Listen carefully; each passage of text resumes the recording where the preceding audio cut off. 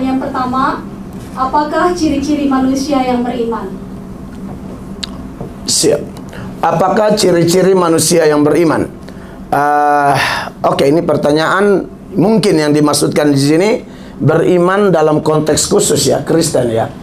Kalau secara umum ya beda lagi jawabannya. Itu harus tanya pandangan kawan-kawan Muslim, harus tanya pandangan kawan-kawan Hindu, harus tanya pandangan kawan-kawan dari Buddha dan lain sebagainya. Karena ciri-ciri manusia beriman. Tapi kelihatannya penanya ini mau spesifik ya. Ciri-ciri orang Kristen lah ya, yang beriman itu seperti apa. Nah ini menarik sekali ya. Ciri-ciri orang beriman, saya langsung saja, saudara-saudara, menurut ajaran Kristen itu sebenarnya ada dua jenis orang Kristen ya. Ada dua jenis orang Kristen. Kristen yang asli dan Kristen yang palsu. Doktrin tentang Kristen asli dan Kristen palsu ini kalau dipahami akan menjadi menarik untuk kita memahami seperti apa ciri-ciri orang beriman. Dalam konteks bukan Kristen asal Kristen loh, tapi Kristen yang asli atau sejati. Banyak ayat di dalam kitab suci atau teks-teks yang mencatat tentang adanya Kristen asli dan Kristen palsu. Misalnya, kalau Bapak Ibu jemaat pernah baca firman Allah di dalam Yohanes pasal 15 itu, mulai ayat 1 sampai ayat 7 tentang akulah pokok anggur. Yesus bilang di situ ada ranting berbuah, ada ranting tidak berbuah. Siapakah ranting berbuah yang dimaksudkan di situ? Itulah Kristen-Kristen asli. Siapakah ranting tidak berbuah? Itulah orang yang beragama Kristen tapi tidak menunjukkan ciri-ciri kekristenannya. Di bagian lain lagi, Tuhan Yesus sendiri mengatakan, dalam satu ladang itu ada ilalang, ada gandum. Siapakah gandum itu? Gandum itu sebenarnya juga berbicara tentang Kristen asli yang menunjukkan ciri-ciri kekristenannya dengan jelas. Sedangkan yang ilalang tidak ada sama sekali. Sekalipun surat-suratnya, KTP-nya, kartu keluarganya jelas itu Kristen, SIM-nya Kristen, tetapi tidak ada tanda-tanda kekristenan menurut standar Tuhan. Di bagian lain lagi, Tuhan Yesus bilang, waktu aku kembali, aku akan pisahkan domba sebelah mana?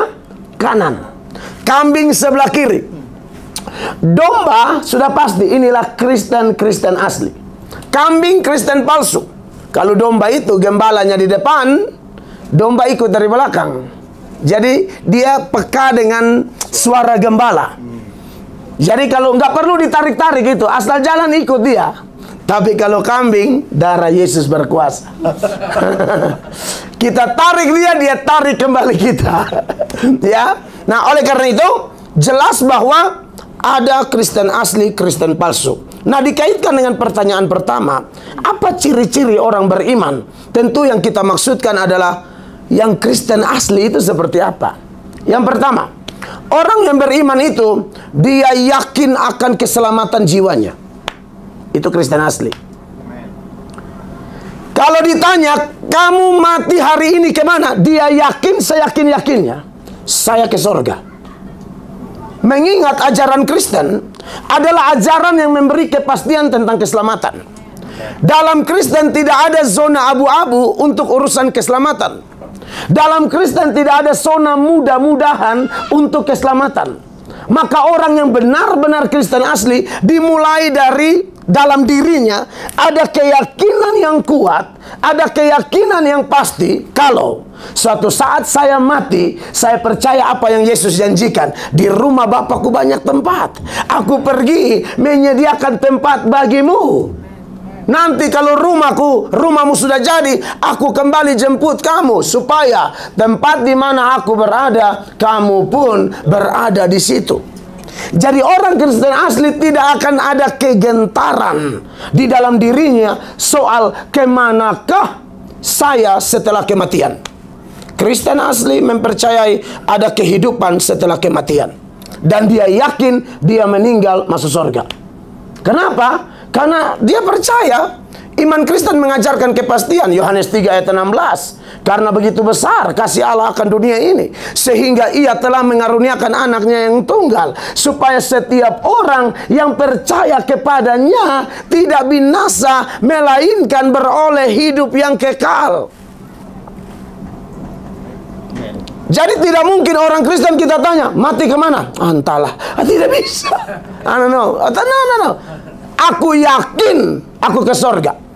Orang Kristen itu tahu loh. Saya buktikan dengan satu data. 1 Yohanes 5, ini pemain ayatnya putrinya Pak Hendra ini cepat juga saya lihat, ini keren kali ya. Ini pasti didikan bapaknya ini ya. Gitu dong. Bapaknya itu harus jadi gembala yang baik di rumah. Gembala di gereja Pak pantas ya kan. Tapi kalau gembala di rumah ya amang loh ya. 1 Yohanes 5 mulai ayat 11 ya. 1 Yohanes 5 mulai ayat 11, ayat ini bilang begini. Dan inilah kesaksian itu, Allah telah mengaruniakan hidup yang kekal kepada kita, dan hidup itu ada di dalam siapa? Anaknya. Anaknya itu Tuhan Yesus maksudnya. Ayatnya yang ke-12 ya. Barang siapa memiliki anak, maksudnya memiliki anak sin Tuhan Yesus, ia memiliki hidup. Barang siapa tidak memiliki anak atau tidak memiliki Yesus, ia tidak memiliki hidup. Yang saya persoalkan ayat 13-nya. Perhatikan 13. Semua itu kutuliskan kepada kamu, supaya kamu yang percaya kepada nama anak Allah, garis kata ini, tahu. Tahu, tidak mungkin tidak tahu. Tahu bahwa kamu memiliki hidup yang kekal. Jadi nggak ada tuh orang. Kalau orang Kristen palsu sekali. Ini faktanya, banyak orang Kristen kita tanya dia tidak tahu, padahal agama Kristen. Berarti ada yang tidak beres dengan imannya. Bagaimana mungkin kamu sudah Kristen, papamu Kristen, mamamu Kristen, kamu dari keturunan Kristen, tapi ketika ditanyai, kalau malam ini napasmu dicabut dari tubuhmu, kemanakah engkau pergi? Saya tidak tahu. Ada yang tidak beres dengan iman Anda. Anda Kristen palsu itu. Kristen asli itu tahu, tidak mungkin tidak tahu. Nah, pertanyaannya, dari mana dia tahu? Iya dong. Sebenarnya itu bukan dia tahu karena dia misalnya ditanyai di tempat umum, ya kemana kau meninggal? Karena nggak enak sama orang, ya ke sorga lah katanya. Padahal di hatinya tuh tidak nyaman. Dia menjawab dengan satu kegentaran dan satu kebohongan. Di mulutnya dia mengatakan aku ke sorga, padahal di hatinya dia tertuduh sekali. Ada kegentaran. Nah, ini kesaksian yang dipaksakan. Ini pengakuan dari diri sendiri. Kita mengaku kita tahu bukan karena kita mengaku dengan kekuatan kita, tapi Roh membantu kita bersaksi bahwa kita anak Allah. Roma pasal 8 ayat 16. Perhatikan ayat ini Bapak Ibu terkasih ya. Roma 8 ayat 16. Perhatikan, Roh itu bersaksi bersama-sama dengan roh kita bahwa apa? Kita adalah anak Allah. Alkitab berkata, barang siapa menerima Yesus sebagai Tuhan dan Juru Selamat, dia diangkat menjadi anak Allah dan dia dimeteraikan dengan Roh Kudus. Jadi Roh Kudus itu ada dalam diri dia. Jadi ketika orang tanya, mati kemana? Roh bersaksi bersama rohnya, aku ke sorga. Kenapa aku ke sorga? Bukan karena perbuatan baikku. Aku ke sorga karena jasa penebusan Kristus. Itu yang pertama, pengakuan kita harus mantap ya. Yang kedua, ciri yang kedua, apakah hanya sebatas pengakuan? Sebab kalau hanya mengaku-mengaku, ya kita sulit juga nebak hati orang kan. Dia mengaku, apakah dia mengaku dengan sungguh-sungguh karena pekerjaan roh? Dia mengaku asal bunyi, kita tidak tahu. Tuhan yang maha tahu kedalaman hati seseorang. Maka ciri kedua yang tidak bisa dihindari adalah bahwa ketika orang mengaku dia masuk surga, yang kedua ada tanda-tanda perubahan hidup di dalam dirinya. Tadi saya bilang, orang percaya kan dimeteraikan dengan Roh Kudus. Efesus 1 ayat 13. Efesus 1 ayat 13.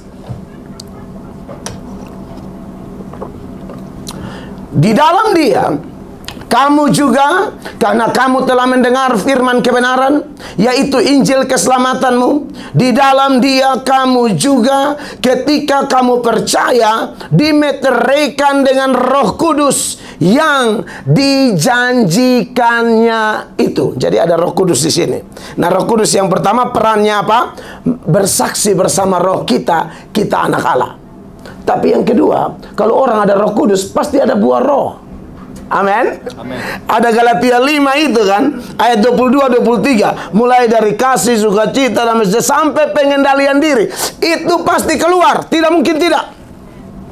Jadi aneh kalau ada orang tanya, mati ke mana? Ke sorga. Tapi hidupnya jahat sekali. Ya, tidak ada tanda-tanda perubahan. Saya tidak mengatakan bahwa orang terima Yesus langsung jadi kayak malaikat begitu, enggak juga. Karena istilah buah roh itu istilah yang tidak kebetulan. Istilah itu dipakai untuk menggambarkan kita begini ya. Ini supaya jangan ada yang saling menghakimi di gereja. Ya. Karena kadang-kadang penjelasan begini langsung pulang, nggak asli lu, nggak ada buahnya. Tunggu dulu. Istilah buah, ini kan dunia pertanian ya. Tidak ada pohon mangga contohnya. Tidak ada pohon mangga yang ditanam hari itu, dia berbuah hari itu, langsung matang hari itu. Tidak ada. Sampai di sini paham ya? Jadi jangan pakai standar yang tidak diajarkan Alkitab. Nanti kita gereja tidak penuh dengan orang, karena kita tuntut semua yang masuk di pintu itu harus sempurna. Yang nggak bisa gitu dong. Saya mesti ngomong ini supaya jangan ada menghakimi di gereja. Saya paling ngeri dengan orang-orang yang suka menghakimi di gereja. Ini orang-orang yang tidak mau cari jiwa. Kita ini mau cari jiwa, bukan mau usir orang. Jadi kalau orang dikatakan dia punya buah roh itu 1, manifestasinya 9. Tidak ada ayat buah-buah roh, itu nggak ada. Buah roh dengan 9 manifestasi. Nah, mungkin kasihnya sudah ada, tapi kesabarannya yang kasihnya sudah mantap lah, tapi kesabarannya belum matang. Udah berbuah, tapi masih kecil. Pengendalian diri bukan tidak berbuah loh, dia sudah ada buah, tapi belum apa? Matang. Nah, itulah tujuan kita bergereja. Itulah tujuan kita belajar firman. Iman kita mulai bertumbuh. Disitulah buah roh kita mulai matang. Kasih kita mulai matang. Kesetiaan kita mulai matang. Kebaikan kita mulai matang. Kelemah lembutan kita mulai matang. Kemurahan kita mulai matang. Seperti itu. Jadi sekali lagi, jangan menghakimi orang di gereja atau menghakimi suami. Katanya bertobat kau, udah gereja-gereja, samanya kupikir kau ini. Jangan gitu dong, Bu. Suamimu itu sudah berbuah, hanya belum apa? Matang. Saya pikir ini bukan hanya suami atau jemaat biasa. Pendeta pun saya yakin tidak ada satu pendeta yang manifestasi buah rohnya matang semua. Saya tidak percaya. Saya tidak percaya. Karena tidak ada orang sempurna di dunia ini. Dia sempurna nanti di sorga. Ibrani 12 ayat 23. Saya bisa nggak ada mikrofon lebih nggak ya? Supaya istri saya bisa baca Alkitab. Oh iya. Oh, Ibu Gembala tolong. Ya. Nanti ya, Ibrani pasal 12 ayat 23. Silakan kalau sudah ditayang. Ibrani 12 ayat 23. Orang itu sempurna saat di sorga. Di dunia ini kita masih belajar semua, termaksud saya. Ibrani 12 ayat 23, silakan baca kalau sudah ketemu di situ. Dan kepada jemaat anak-anak sulung yang namanya terdaftar di sorga, dan kepada Allah yang menghakimi semua orang, dan kepada roh-roh orang-orang benar yang telah menjadi sempurna. Dan apa? Kepada roh-roh orang-orang benar yang telah menjadi sempurna. Roh kita sempurna di sorga. Jadi kalau saudara mau keliling gereja kemana, cari pendeta sempurna di mana? Tidak ada apa-apa gembala. Tidak ada gembala sempurna. Saya tidak percaya diri saya. Kalau sudah lihat ini ayat langsung malu. Waduh. Nah, disinilah kita besi menajamkan besi, orang menajamkan sesamanya. Ya, semakin kita kenal satu dengan yang lain, semakin kita tahu kelebihannya dan juga semakin kita tahu kekurangannya. Disitulah nilai persatuannya mahal. Kita sudah tahu dia kurang, tapi kita bisa terima dia. Itu kekuatan persekutuan. Amin. Bagaimana mau tunggu ini? Pak Rudi harus sempurna, Pak Hendra harus sempurna, Pak Raja harus sempurna. Ya harus, kalau tidak sempurna saya tidak mau. Ya, kapan di dunia mana ada dapat yang begitu? Tidak ada. Ya, ini penting ya. Jadi yang pertama, Dia punya keyakinan keselamatan, tidak bisa digoyahkan. Tapi yang kedua, dia mengalami perubahan hidup terus menerus. Jadi dari poin 1 dan poin 2 ini, pertobatan itu ada dua sebenarnya. Ada pertobatan yang terjadi sekali seumur hidup, dan ada pertobatan yang terjadi terus menerus seumur hidup. Sekali seumur hidup ketika kita menerima Yesus sebagai Tuhan dan Juru Selamat. Saya terima Yesus bulan Mei 1999. 8 kali ditangkap polisi. Yang ke-8 itu sudah janji. Semua tiap kali ditangkap tuh janji bertobat. Ke dalam tanganmu kuserahkan. Asal bebas langsung tobat, tobat kumat, tobat kumat. Pas udah mentok di terali besi, aku mau bertobat, tahu-tahu bohong. Akhirnya dapat tangkap lah yang ke-9. Saya ingat mau pemilu itu, ya, bulan 13 Januari 1999. Saya ditangkap di depan satu supermarket di Kupang, lalu dibuang ke mobil keranjang itu, mobil operasi polisi, lalu dimainkan habis-habisan karena saya buronan tusuk orang. Lalu kemudian, singkat cerita, saya keluar, saya diinjili orang. Bulan Mei itulah saya ambil keputusan menerima Yesus sebagai Tuhan dan Juru Selamat. Jangan bilang Kupang NTT kantong Kristen. Kantong Kristen tidak jaminan bahwa orangnya sudah menunjukkan ciri-ciri orang beriman. Tidak. Di mana ada kantong Kristen seperti Timor, NTT, Tapanuli Utara, Nias, Manado, Langoan, apalagi kemarin kita ke KRI mana, Mam? Langoan, betul ya. Tomohon, Langoan, dan ya, lalu di mana lagi yang Kristen-Kristen itu? Entah di mana ada kantong Kristen, di situ pun banyak sekali kebejatan moral. Makanya penghuni penjara di kantong-kantong Kristen, kita tanya orang Islam hanya 2-3 orang. Tanya yang sudah baptis, semua darah Yesus berkuasa. Sudah baptis, sudah sidi, tapi penjahat semua. Nah, saudara, jadi saya terima Yesus pada bulan Mei 1999. Tapi untuk berubah dari karakter kami, sampai hari ini kami masih berubah. Amin. Dari emosi, dari perkataan yang salah, dari salah menilai orang, ya, dari kemalasan beribadah, baca Alkitab, berdoa, itu semua kita harus mengalami terus menerus berubah. Dan percaya dengan pertolongan Roh Kudus kita pasti bisa. Amin. Yang ketiga, ciri orang beriman itu ya tidak bisa tidak, dia pasti melayani. Ya, ciri orang beriman itu melayani. Dia punya kepastian keselamatan, dia punya perubahan hidup, dan dia punya semangat melayani Tuhan. Amin. Karena dia sadar Allah menciptakan kita untuk melayani. Menciptakan yang saya maksud ini, menciptakan kembali. Kita orang berdosa yang sudah diselamatkan. Efesus 2 ayatnya yang ke-10. Ya, ayat itu memberi keterangan di sana bahwa apa tujuan Allah menciptakan kita. Silakan. Karena kita ini bukan buatan Allah, diciptakan dalam Kristus Yesus untuk melakukan pekerjaan baik. Amin. Yang dipersiapkan Allah sebelumnya. Ia mau supaya kita hidup di dalam. Iya, buat apa Allah melahirbarukan kita?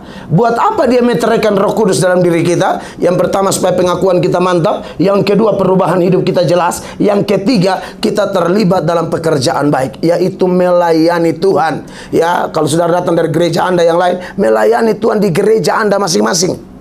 Amin. Yang di sini melayani di sini, yang di gereja yang lain melayani di sana. Sungguh-sungguh, jangan sampai kita hidup tidak ada guna. Ingat itu nyanyian, hidup ini adalah kesempatan.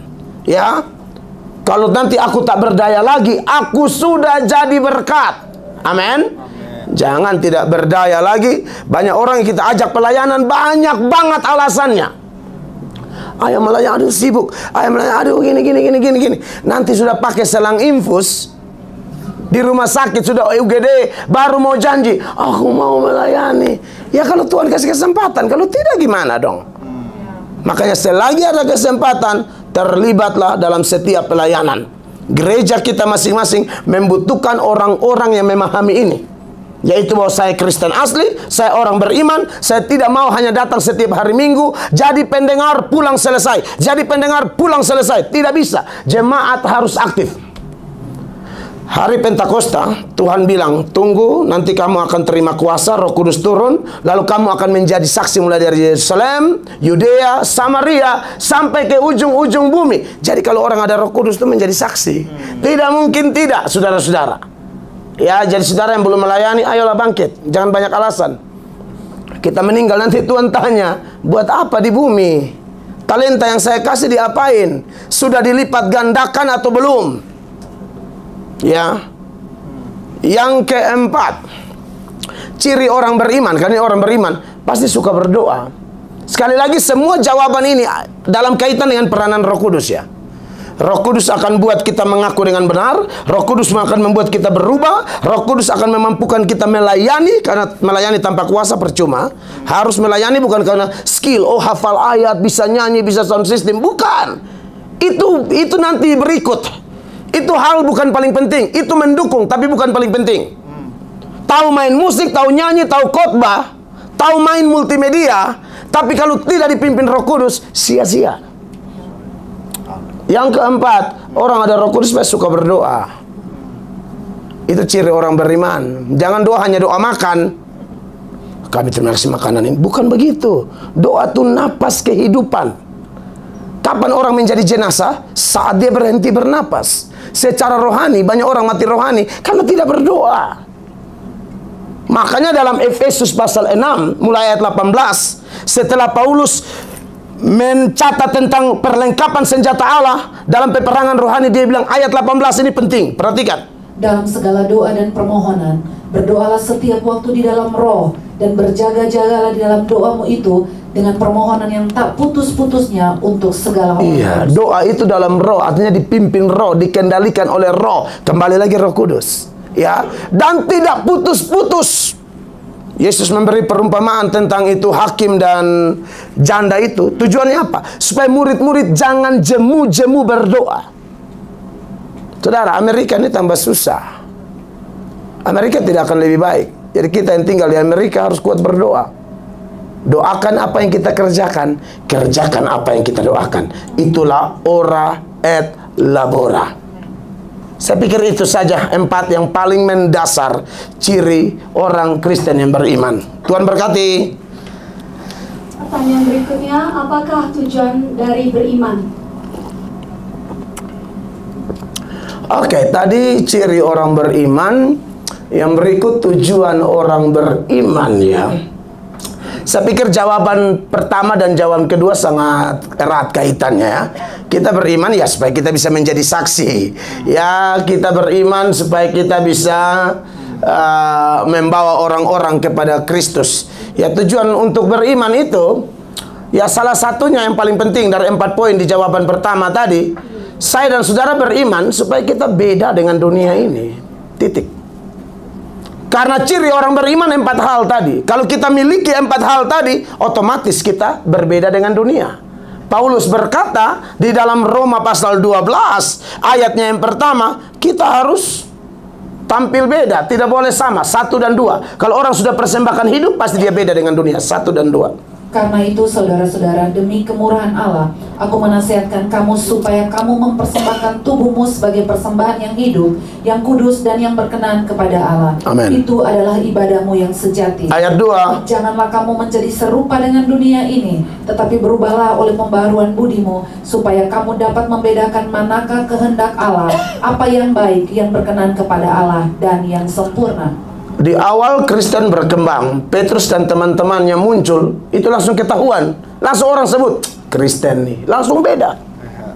Langsung beda. Kenapa? Karena hal-hal yang saya sebutkan itu ada. Pengakuan imannya mantap, perubahan hidupnya mantap, kesaksian tentang kematian dan kebangkitan Yesus atau Injil yang sejati itu mantap, dan kehidupan doa mereka luar biasa. Tentu dari keempat hal ini ada lagi penjabarannya berkaitan dengan moralitas mereka. Ya, dan itu yang membuat kita beda. Belum khotbah, orang sudah tahu kita Kristen. Kenapa? Karena orang beriman, kehidupannya berbicara lebih kuat dari kata-katanya. Orang mau jago ngomong, saya bilang kalau orang saya lihat ini kayaknya nggak jelas orang ini. Dari mana orang memuliakan Bapa? Kesaksian kita, kata-kata kita bagus, tapi terutama buah-buah kehidupan kita. Matius 5 ayat 16. Saya kalau jawab harus dasar ayat. Ini tanya jawab Kristen, bukan tanya jawab tentang NTT. Jadi kalau NTT nggak usah pakai ayat. Labuan Bajo, Sumba, gampang lah itu kan. Tapi ini firman masalahnya. Demikianlah hendaknya terangmu bercahaya di depan orang, supaya mereka melihat perbuatanmu yang baik dan memuliakan Bapamu yang di surga. Kapan orang memuliakan Bapa di surga? Melihat perbuatanmu yang baik. Jadi tujuan orang beriman itu supaya tampil beda. Karena iman tanpa perbuatan mati. Iman pasti ada perbuatan. Nah kalau perbuatan keluar, langsung orang tahu, anak Tuhan Yesus ini, ibu ini anak Tuhan Yesus, pemuda-pemudi ini anak Tuhan Yesus, bapak ini anak Tuhan Yesus. Tak usah kita bilang saya Kristen, tato salib segala macam. Iya toh. Ada yang tato naga di sini. Ya naga di sini, salib di sini. Ya naga masih muda, umur 16, 17 sampai 20. 65 bukan naga, ulat bulu. Haleluya. Ya maksudnya gini, kalau ada orang bertato, orang tanya saya, Pak Mel, saya bertato nih, saya bertobat, perlu dihapus nggak? Nggak perlu. Tapi ada orang yang ajar, sudah bertobat boleh tato. Menurut saya janganlah, kan kesaksian. Kalau dulu Anda bertato, tak usah hapus pun gak ada masalah. Asal pelayanan tak usah dipamer-pamer ya. Ada tato salib di sini, miring salibnya. Itu bukan salib Yesus, salib penjahat di sebelah Yesus itu ya. Oke, saya pikir itu Ibu Tobing ya. Tuhan berkati. Yang ketiga, mengapa orang Kristen harus punya iman? What? Oke. Mengapa orang Kristen harus punya iman? Kalau tujuan iman supaya kita tampil beda. Tapi kenapa kita harus punya iman? Ini lebih penting. Karena tanpa iman kita tidak berkenan kepada Allah. Amin. Tanpa iman kita tidak berkenan kepada Allah. Ibrani 11 ayat 6. Ibrani 11 ayat 6. Tetapi tanpa iman tidak mungkin orang berkenan kepada Allah. Amin. Sebab barang siapa berpaling kepada Allah, dia harus percaya bahwa Allah ada dan bahwa Allah memberi upah kepada orang yang sungguh-sungguh mencari. Iya. Kenapa kita beriman? Supaya berkenan kepada Allah. Saudara, segala sesuatu yang kita lakukan tanpa iman itu dosa loh. Sampai hal-hal yang sepele, hal remeh. Makan minum tidak dengan iman, berpakaian tidak dengan iman, buka bisnis tidak dengan iman, dosa. Termaksud berkhotbah tidak dengan iman. Mana bukti ayatnya? Roma 14 ayat 23. Tetapi barang siapa yang bimbang kalau ia makan, ia telah dihukum karena ia tidak melakukannya berdasarkan iman. Berterus. Dan segala sesuatu yang tidak berdasarkan iman adalah dosa. Garis bawahi kalimat terakhir itu. Dan segala sesuatu yang tidak berdasarkan iman, dosa. Nah, berarti memang tujuan iman sudah berkenan kepada Tuhan. Jangan main-main, dalam segala hal harus beriman. Nah, iman yang dimaksud di sini perlu saya kasih keterangan. Iman di sini adalah percaya kepada Yesus sebagai Tuhan dan Juru Selamat. Iman itu ada 3 jenis iman ya. Ada yang namanya practical faith, ada yang namanya historical faith, dan ada yang namanya saving faith. Ya, kalau practical faith ini berkaitan dengan kehidupan sehari-hari. Kita sakit atau bergumul minta gedung gereja, ya toh? Jemaat beriman, kita akan dapat gedung. Tuhan jawab, itu practical faith. Kalau historical faith adalah iman yang berkaitan dengan kepercayaan bahwa seluruh cerita di dalam Alkitab itu benar-benar nyata. Ada kelompok di dalam Kristen yang namanya kelompok liberal. Salah satu tokohnya Rudolf Bultmann. Dia bilang tidak semua cerita di Alkitab itu benar. Musa membelah lautan itu bohong, itu angin timur, angin barat ketemu makanya laut terbelah. Bukan mujizat itu katanya. Yesus memberi makan 5.000 orang dengan 5 roti dan 2 ikan itu sebenarnya bukan mujizat. Waktu Yesus doa itu, yang 5.000-an orang itu laki-laki aja loh ya. Belum tercatat perempuan dan anak-anak. Mereka udah bawa roti sendiri katanya. Jadi rogolah roti-rotinya itu lalu dimakan-makan. Alkitab mencatat itu mujizat. Amin. Dan mujizat masih ada sampai sekarang. Amin. Haleluya.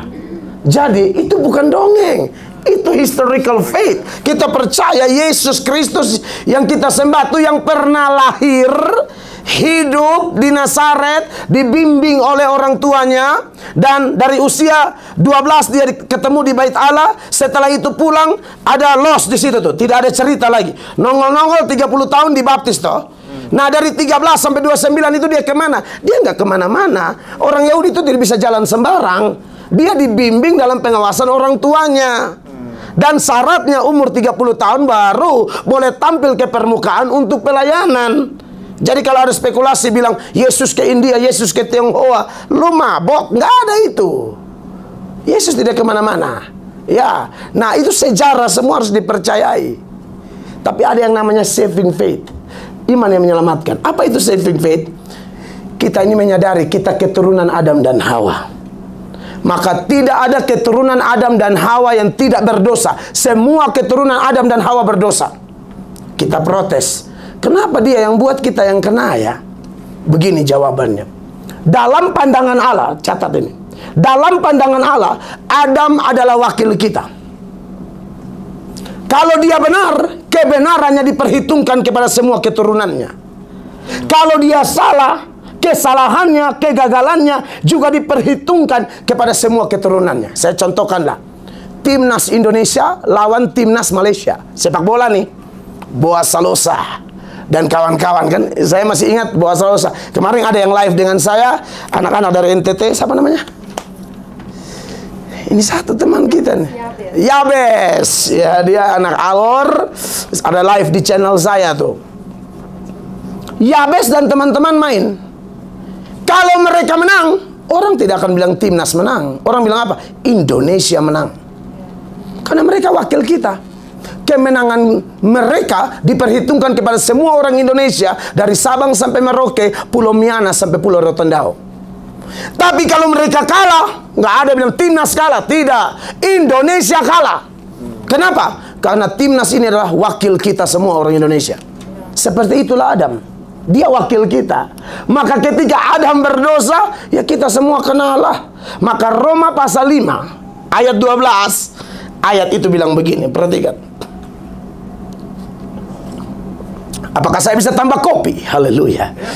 Tolong. Itu sama seperti dosa Kak, makasih. telah masuk. Ya. Sebab itu sama seperti dosa telah masuk ke dalam dunia oleh satu orang, dan oleh dosa itu juga maut. Demikianlah maut itu telah menjalar kepada semua orang. Betul. Karena semua orang telah berbuat. Yang buat cuma satu, tapi karena dia wakil kita, menjalar kepada kita semua. Lompat ke ayat 19, bagian A saja ya. 19. Jadi sama seperti oleh ketidaktaatan satu orang, semua orang telah menjadi orang berdosa. Sampai di situ, ya. Jadi ini kita nih keturunan Adam dan Hawa, itu yang namanya original sin, dosa asal. Itu tak bisa dihindari. Adam salah diperhitungkan kepada kita semua. Jadi tidak ada orang keturunan Adam dan Hawa tidak berdosa, tidak ada, semua orang berdosa. Maka kita perlu saving faith, iman yang menyelamatkan. Kalau tidak bisa. Nah, gara-gara dosa ini, terima kasih Ibu. Gara-gara dosa ini, kekasih Tuhan, bahkan dari kandungan pun kita sudah orang berdosa. Kita tidak percaya doktrin tabula rasa yang mengatakan, oh anak tuh suci, putih, bersih. Omong kosong itu. Tidak alkitabiah itu. Anak itu dari kandungan sudah berdosa. Mazmur 51 ayat 7. Saya harap ayat-ayatnya dicatat ya. Oh ini saudara sekolah teologi gratis ini. Iya. Ini doktrin soteriologi gratis di kuliah, ini susah ini. Sesungguhnya dalam kesalahan aku diperanakan, dalam dosa aku dikandung ibuku. Dalam kesalahan aku diperanakan, dalam dosa aku dikandung ibuku. Bahkan anak gembala pun orang berdosa. Maka sebenarnya dari kecil tuh anak-anak sudah butuh Yesus. Makanya Yesus bilang, jangan halang-halangi anak-anak itu datang kepadaku. Jadi semua orang tua yang belum bawa anak ke sekolah minggu, bertobat. Saudara harus bertobat. Anak saudara itu orang berdosa. Dia butuh Yesus, butuh penebus, bukan karena dia tahu buat dosa. Dia butuh Yesus karena memang dia lahir dengan benih dosa. That's why kenapa kita butuh penebus. Amin, kekasih Tuhan. Saya buat ilustrasi kecil deh. Tahu cita ya, yang kayak macan itu. Cita kejar rusa, lalu membunuh rusa, menerkam rusa, memakan rusa. Baru citanya menjadi binatang buas, atau citanya binatang buas. Makanya dia kejar itu rusa, dia terkam dan bunuh rusa. Yang kedua atau yang pertama yang benar? That's right. Mel Atok mencuri, baru Mel Atok jadi orang berdosa, atau Mel Atok orang berdosa makanya curi? Yang kedua yang benar. Jadi dosa yang di dalam itu yang termanifestasi melalui curi, selingkuh, segala macam. Itu dosa di dalam. Makanya kenapa Anda dan saya perlu penebus? Jadi kalau pertanyaannya, kenapa harus beriman? Nah, itu dia ceritanya. Kalau tidak beriman, habis kita. Percayalah kepada Yesus sebagai Tuhan dan Juru Selamat, maka semua dosa kita diampuni. Datang kepadanya, mengaku dengan sungguh-sungguh, maka tidak ada satu dosa pun tersisa. 1 Yohanes 1 ayat 9. Tanya jawab itu menarik, karena dia bisa langsung jadi khotbah juga. Jawab, silakan. Jika kita mengaku dosa kita, maka Ia adalah setia dan adil. That's right. Sehingga Ia akan mengampuni segala dosa kita dan menyucikan kita dari segala kejahatan. Jadi ada di sini orang yang bilang dia tidak berdosa. Saya yakin pada waktu ada orang mengatakan saya tidak berdosa, sesungguhnya engkau sedang bikin dosa. Ulang. Kalau ada orang bilang aku tidak berdosa, engkau sedang bikin dosa saat engkau bilang engkau tidak berdosa. Dosa apa? Dosa menipu. Tipu siapa? Tipu dirimu sendiri. Ayat 8-nya, dari ayat 9, 8-nya. 8. Jika kita berkata bahwa kita tidak berdosa, maka kita menipu diri kita sendiri, dan kebenaran tidak ada di dalam. Penipu itu kalau ada orang yang tidak berdosa, pembohong itu. Kamu turunan Adam dan Hawa. Amin. Satu-satunya yang tidak berdosa siapa? Yesus Kristus. Karena syarat penebus minimal 2. Manusia biasa dan tidak boleh berdosa. Mau cari di mana manusia biasa yang tidak berdosa, tidak ada yang memenuhi syarat menjadi penebus, maka Allah harus jadi manusia. Itu ceritanya. Beri tepuk tangan bagi Tuhan. Itu kenapa dia menjelma. Karena kita semua berdosa. Mau Daud jadi penebus, aduh, mata keranjang pun Daud itu. Iya kan? Jangan lihat istri orang, langsung dia bilang cek siapa tuh. Ya kayak lagu Ambo tuh, cek siapa tuh. Iya, cek siapa tuh, men, tolong cek siapa tuh. Ada lagu hip hop Ambon yang populer di TikTok tuh, men, tolong cek. Men, tolong cek siapa tuh. Ya, men, coba cek, ya kan. Mau bilang Musa pernah membunuh, banting itu 2 loh batu, itu masih ditoleransi. Tapi pukul batu 2 kali, Tuhan bilang, Musa, kamu tidak hormati kekudusanku di depan orang Israel, kamu tidak masuk tanah Kanaan. Mau siapa? Tidak ada. Henok dan Elia sekalipun diangkat ke surga, mereka tetap keturunan orang berdosa. Kenapa mereka diangkat? Itu anugerah, bukan karena mereka layak. Ibu Maria juga orang berdosa. Dari mana kita tahu? Tafsir Alkitab itu ada data eksplisit yang jelas-jelas, tapi ada yang implisit. Yang implisit kelihatan dari nyanyian Ibu Maria di dalam Lukas 1 ayat 46-47. Ibu Maria nyanyi bilang apa? Lukas 1, 46-47. Lalu kata Maria, jiwaku memuliakan Tuhan, dan hatiku bergembira karena Allah Juru Selamatku. Iya. Jiwaku memuliakan Tuhan dan hatiku bergembira karena apa? Allah Juru Selamatku. Kalau ada seorang manusia mengatakan dia punya Juru Selamat, itu artinya dia orang berdosa. Makanya dia butuh Juru Selamat. Kalau dia tidak berdosa, dia aja jadi Juru Selamat. Tapi kalau dia bilang Allah Juru Selamat, secara implisit dia bilang selamatkan aku karena aku orang berdosa. Saya pikir itu jawaban untuk pertanyaan ketiga. Kiranya memberkati kita semua ya. Hanya dalam Yesus kita berkenan ya. Bapak, ini saya beli ilustrasi terakhir untuk jawaban ketiga. Kita semua ini karena dosa tadi, kita kayak mikrofon ini, hitam dosa. Tapi waktu kita terima Yesus, nah, Tuhan Yesus bungkus kita. Bapak tidak lihat kita lagi, Bapak lihat anaknya, bukan kita. Yang setuju beri tepuk tangan dulu. Bapak lihat Yesus, ada nggak dalam kita? Itu kenapa kita harus terima dia sebagai Tuhan dan Juru Selamat. Berani ini nggak ada, mau tipu, mau bantu gereja, mau sumbang apapun tetap hitam.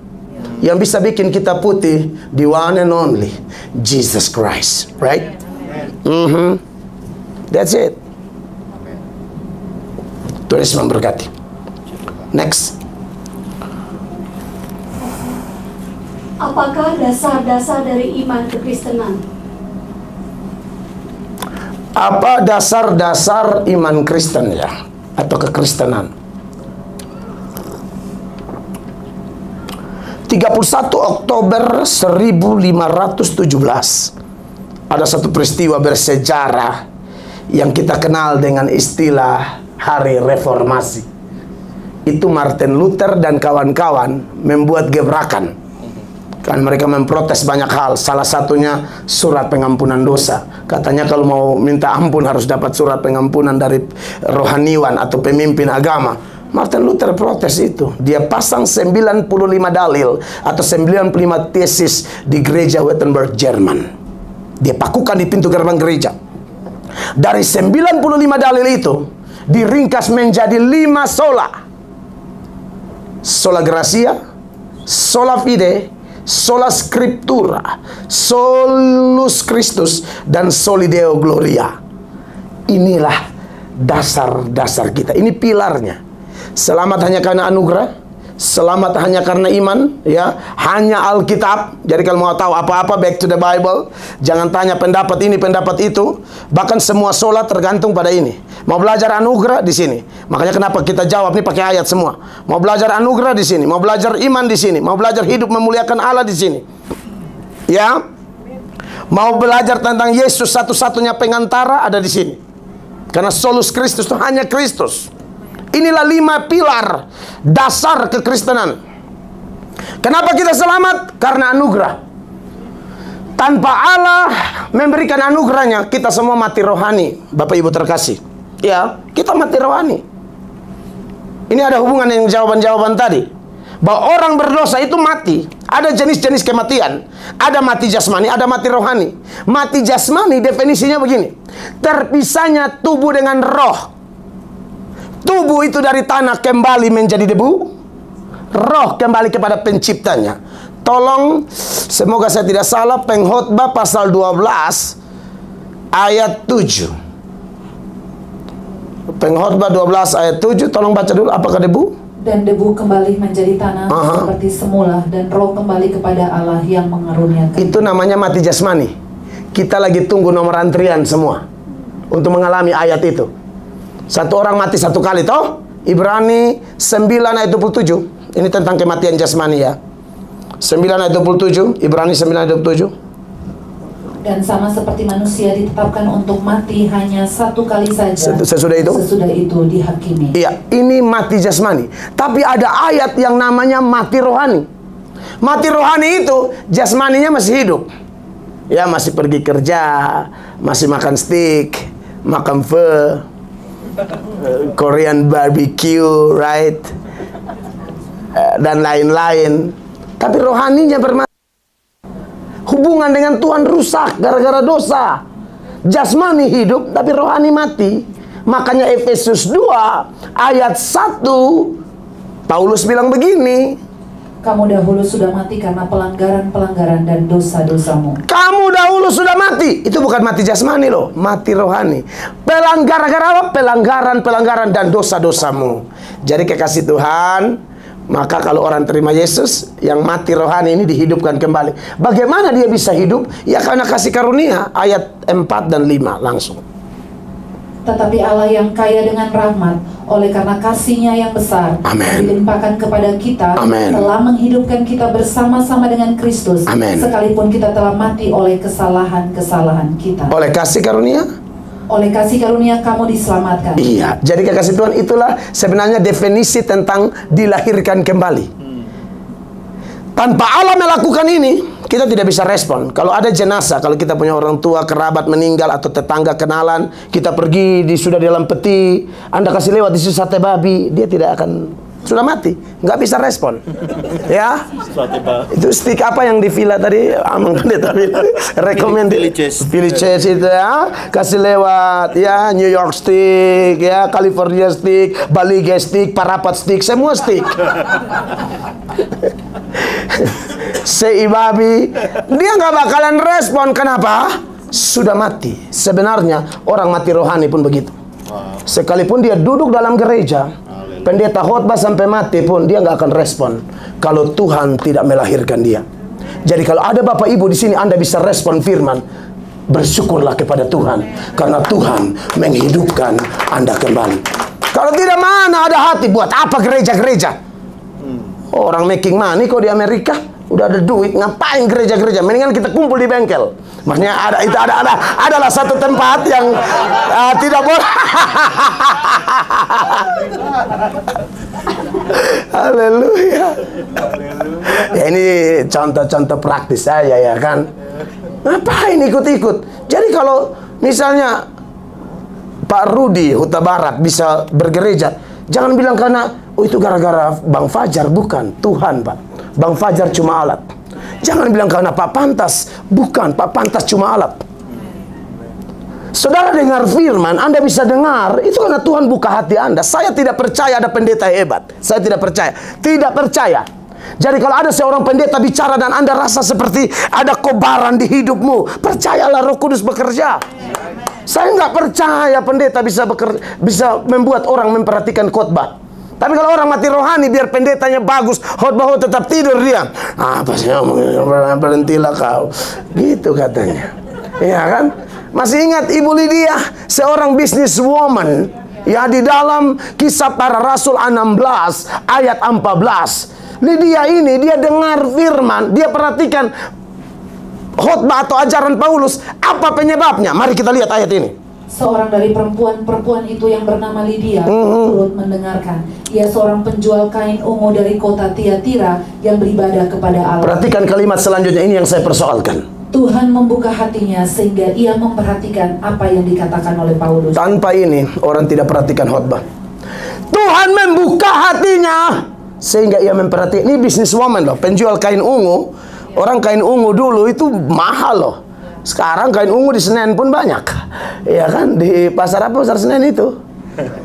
Impres itu 50.000 ungu semua, mulai dari taplak meja sampai ordek. Ya kan? Dulu kain ungu hanya bangsawan dan rohaniwan.